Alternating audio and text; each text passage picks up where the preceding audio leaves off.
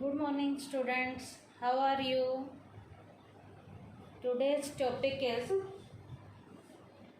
Global Depository Receipts.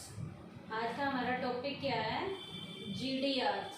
G means global, D का मतलब डिस्पोजिटरी, R का मतलब receipts. The securities issued abroad are called euro issue. बेटा जो सिक्योरिटी विदेशों में इशू की जाती हैं उन सिक्योरिटीज को यूरो इशू का नाम दिया जाता है. कोई भी सिक्योरिटी जिसे हम एब्रॉड में फॉरेन मार्केट में इशू करते हैं उसे यूरो इशू का हम क्या देते हैं, नाम देते हैं. इन the language of the euro issue the shares and debentures are called GDRs. Euro issue की लैंग्वेज में शेयर्स और डिवेंचर्स को, जो भी हम शेयर और डिवेंचर जो है यहाँ पर इशू करते हैं फॉरेन मार्केट में, उन्हें यूरो इशू की लैंग्वेज में GDR का नाम दिया जाता है या FCCBs foreign currency convertible bonds का भी हम क्या देते हैं, नाम देते हैं. क्या?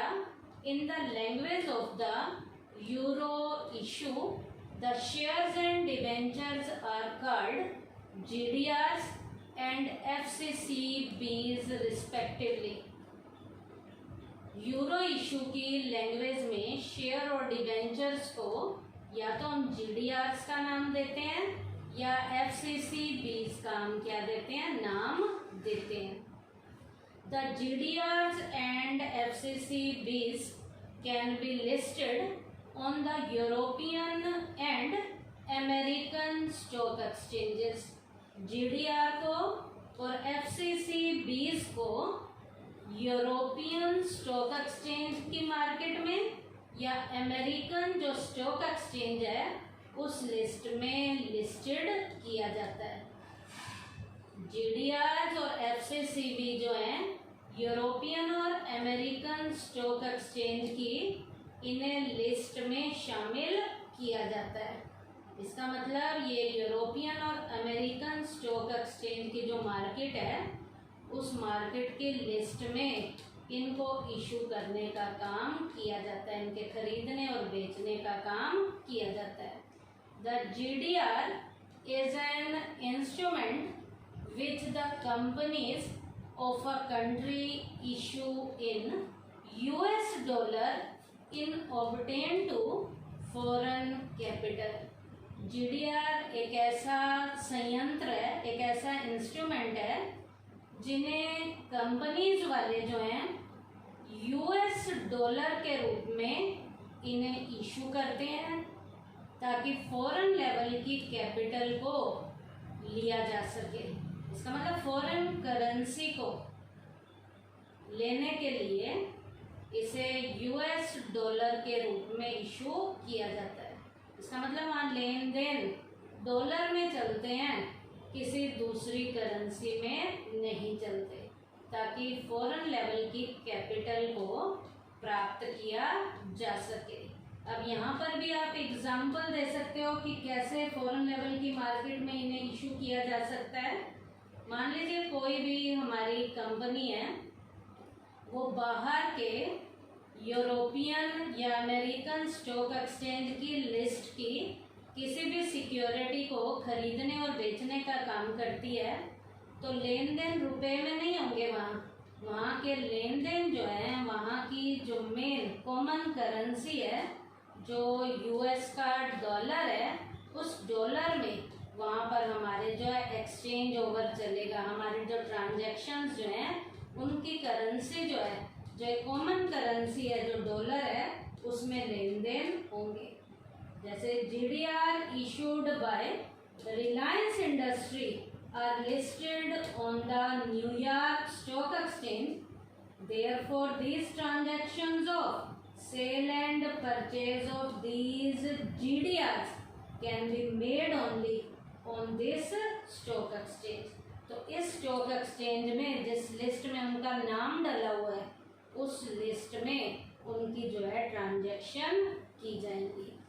दे are traded in all those foreign share market where they have been listed. उनकी ट्रांजैक्शन उस फॉरेन शेयर मार्केट में होगी जिस लिस्ट में उनका नाम क्या किया गया है, डाला गया है।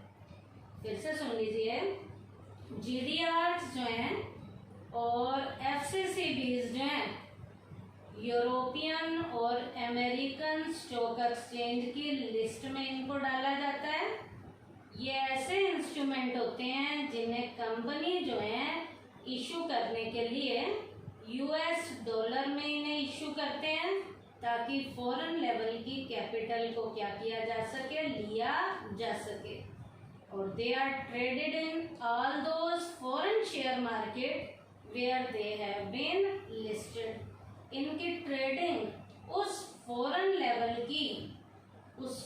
लेवल की शेयर मार्केट में की जाएगी जिस लिस्ट में उनका नाम डाला गया है। जैसे मैंने रिलायंस इंडस्ट्री का आपको एग्जांपल दिया है, आपको मैंने रिलायंस इंडस्ट्री का जैसे एग्जांपल दिया है कि न्यूयॉर्क की स्टॉक एक्सचेंज की जिस लिस्ट में उन्हें डाला जाएगा उस लिस्ट में ही उनकी ट्रांजैक्शन की जाएंगी। उसके बाद है फीचर्स क्या है जीडीआर्स की, ग्लोबल डिस्पोजिटरी रिसीप्ट्स की क्वालिटीज क्या क्या हैं, फीचर्स क्या क्या हैं। GDRs can be listed on any American and European stock exchange. GDR को किसी भी अमेरिकन और यूरोपियन स्टॉक एक्सचेंज की लिस्ट में क्या किया जाता है, लिस्टेड किया जाता है, शामिल किया जाता है। इसका मतलब जीडीआर्स के ट्रांजैक्शंस अमेरिकन और यूरोपियन स्टॉक एक्सचेंज की लिस्ट में की जाती है। GDR can represent more than one share. GDR को एक से ज़्यादा शेयर में रिप्रेजेंट किया जाता है, एक से ज़्यादा शेयर्स का ये प्रतिनिधित्व करता है। और यहाँ पर आप एग्जाम्पल दे सकते हो कि एक से ज़्यादा शेयर में ये कैसे रिप्रेजेंट करेगा। एग्जाम्पल है 1 GDR is equal to 2 share. एक जीडीआर कितने शेयर के बराबर होगा, यहाँ 2 शेयर के बराबर होगा। द बियरर और holder of the GDR can get them converted into shares. GDRs को लेने वाला जो उसका मालिक है, जो उसका बियरर या होल्डर है, वो जीडीआर्स को शेयर्स में कन्वर्टेड कर सकता है। जब भी वो चाहे जीडीआर को उसका होल्डर या उसका बियरर शेयर में कन्वर्ट कर सकता है। इसका मतलब जीडीआर्स में एक क्वालिटी है क्या, कि उन्हें हम टाइमली शेयर्स में भी कन्वर्ट कर सकते हैं। The holder of the GDRs has no right to vote in the company. GDR के होल्डर को, मालिक को कंपनी में वोट डालने का किसी भी तरीके का कोई भी राइट नहीं है। However, the shareholders do have this right। जबकि शेयर होल्डर्स को कंपनी में वोट डालने का पूरा क्या होता है, राइट होता है। लेकिन जीडीआर होल्डर को कंपनी में वोट डालने का किसी भी तरीके का कोई भी राइट नहीं होता। ये राइट जीडीआर होल्डर को नहीं है, और ये राइट जो है किसको होता है, कंपनी की मीटिंग में वोट डालने का राइट शेयर होल्डर को ये राइट होता है। The dividend on these GDR is quite like the dividend on shares. GDR पर भी सेम वैसे डिविडेंड दिया जाता है जैसे शेयर होल्डर को शेयर्स पर डिविडेंड दिया जाता है। फिर से सुन लीजिए, जीडीआर होल्डर को सेम वैसे ही प्रॉफिट में से डिविडेंड दिया जाता है जैसे शेयर होल्डर को प्रॉफिट में से डिविडेंड दिया जाता है। उसके बाद है GDRs are in US dollar denomination. GDRs पर, इसका मतलब जीडीआर्स की ट्रांजैक्शंस के लिए यूएस डॉलर, यूएस की जो करेंसी है डॉलर, ये ट्रांजैक्शंस को करने में यहाँ पर प्रॉपर तरीके से क्या करती है, रोल प्ले करती है। इन ट्रांजैक्शंस को करने में डॉलर का पूरा आधिपत्य होता है, डॉलर के साथ ही यहाँ पर क्या की जाती हैं, ट्रांजैक्शंस की जाती हैं। किसी और करेंसी में यहाँ पर ट्रांजैक्शंस नहीं की जाती। क्यों? क्योंकि जीडीआर में यूएस डॉलर की क्या होती है, डिनोमिनेशन होता है। तो ये तो थी जीडीआर की फीचर्स थी। अब बेटा जीडीआर को इशू करने का प्रोसेस क्या है, इशूइंग प्रोसेस ऑफ जीडीआर। यहाँ पर मैंने जीडीआर को इशू करने के प्रोसेस का सबसे पहले मैंने डायग्राम बताया है, और वो डायग्राम क्या है ध्यान से देखना बेटा। इशूइंग कंपनी से ये जा रहा है डोमेस्टिक कस्टोडियन बैंक, जिसे हम कहते हैं DCB। उसके बाद एरो लगा हुआ है, ध्यान से देखो, ओवरसीज डिस्पोजिटरी बैंक ODB, और उसके बाद है फॉरेन इन्वेस्टर। इसका मतलब इसके कितने पॉइंट हैं, 4 पॉइंट हैं जीडीआर को इशू करने के। अब सबसे पहला इशूइंग कंपनी है, तो हम क्या लिखेंगे यहाँ पर, first of all the company issuing GDR hand over its share to some domestic custodian bank. इसे जो है किसे देगी, किसी भी डोमेस्टिक कस्टोडियन बैंक को हैंड ओवर करेगी। कौन, इशूइंग कंपनी। उसके बाद DCB request some overseas depository bank situated in some foreign country for issuing the shares as GDR। अब बेटा डोमेस्टिक कस्टोडियन बैंक जो है, इसे जो है ओवरसीज डिस्पोजिटरी बैंक को क्या करेगा, जो फॉरेन कंट्री में सिचुएटेड है उसे जो है ये इसे देगा। उसके बाद ओवरसीज डिस्पोजिटरी बैंक से ये कहाँ जाएगा, the ODB convert the shares shown in rupees into GDR which are in US dollar। ODB जो है शेयर्स को क्या करेगा, कन्वर्ट करेगा इन रुपीज में, क्योंकि इसके ऊपर कौन सी करेंसी का डिनोमिनेशन है, US डॉलर का। तो हम क्या लिखेंगे, ODB convert the shares shown in rupees into GDR which are in US dollar। उसके बाद लास्ट में in the end the ODB issues them to the intending investor।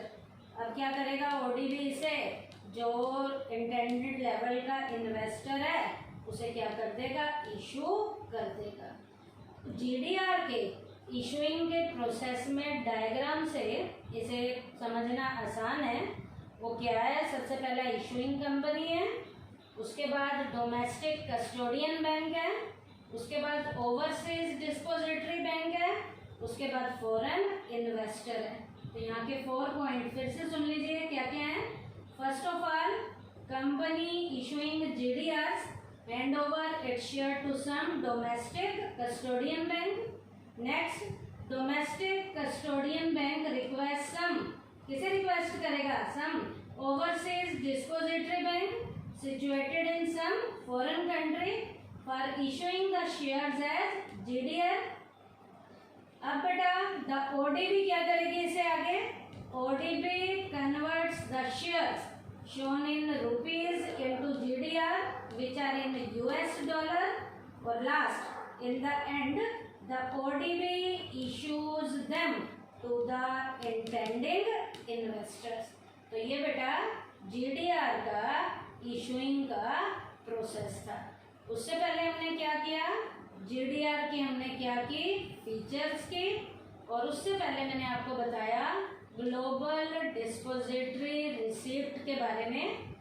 और यहाँ पर ही मैंने एक यूरो इशू भी आपको बताया, जो कई बार 1 नंबर के क्वेश्चन में आता है। क्या कि यूरो इशू क्या होते हैं, the securities issued abroad are called euro issue.